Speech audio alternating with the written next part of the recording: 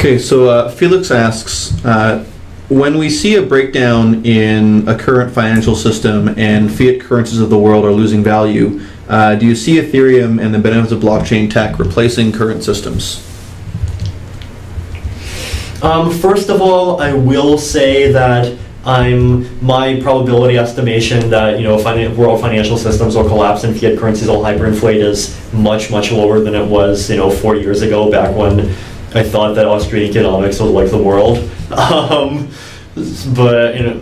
and I think crypto and blockchains can still have value even in a current context, regardless of whether it's like whether you're dealing with hyperinflation or sort of low inflation and negative interest rates. I mean, but if some kind of major failure mode does happen, then I would say yes, that is good for crypto. And like my general view there is there's a couple of things there. Like one of them is that if there is some failure of basically the sort of traditional sort of legal regulatory complex to provide the safety that people expect of it, then there will be increased interest in crypto to provide that safety instead, with some combination of mathematical guarantees, security deposits, zero counterparty risk, and so forth. Then from a pure kind of asset standpoint, I think the interesting thing with like things like Bitcoin and Litecoin and so forth is that just generally cryptocurrencies is that even if you assume that nobody uses them for transactions, and you can actually come up with an economic model where they retain value, and in the very long term their value actually grows at roughly the same rate as world GDP per capita or world GDP, and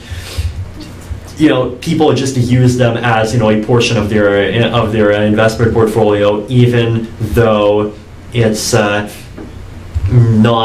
they don't kind of have any real world use case. And the reason is that basically it's this kind of self-reinforcing equilibrium argument that if people see that this asset class, number one, goes up roughly with world GDP in the long term, and number two, has short-term ups and downs on a schedule that's kind of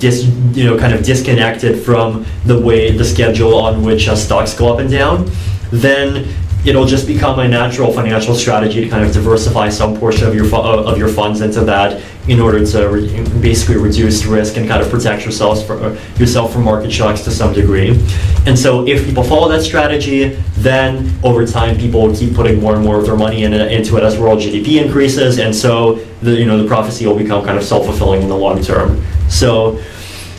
theoretically, basically, even these things could actually become a part of the world of how the world stores its value.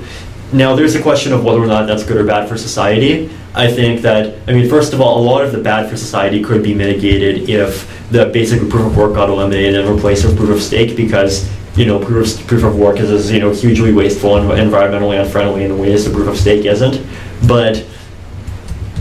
at the same time, you also have to realize that I think it might be the case that the world wants assets that kind of behave that way,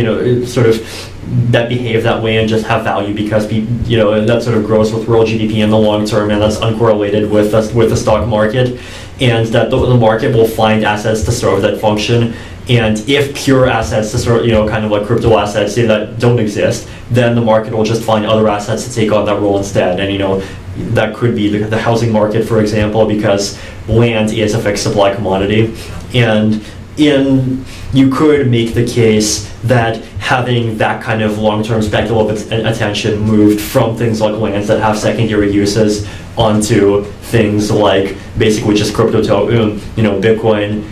could have a benefit, because people that wants to use land for its primary function of living on it and doing and having businesses on it are going to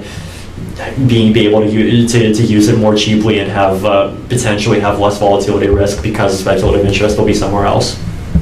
Okay, so we've just got a little under 10 minutes left, so we'll try and answer the remaining questions.